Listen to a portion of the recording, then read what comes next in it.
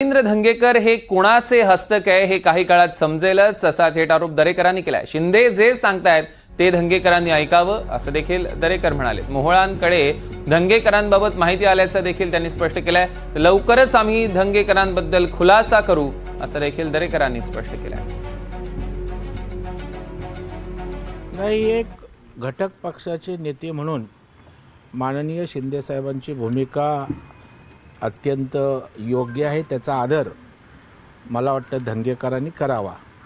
परंतु पक्षापेक्षा, नेत्यांपेक्षा, आचारविचारांपेक्षा मी कोणतरी वेगळा आहे, मी काहीतरी पुणेकरांसाठी वेगळं करतोय हे दाखवून स्वतःची स्पेस निर्माण करण्याचा केविलवाना दुर्दैवी प्रयत्न धंगेकरांचा आहे।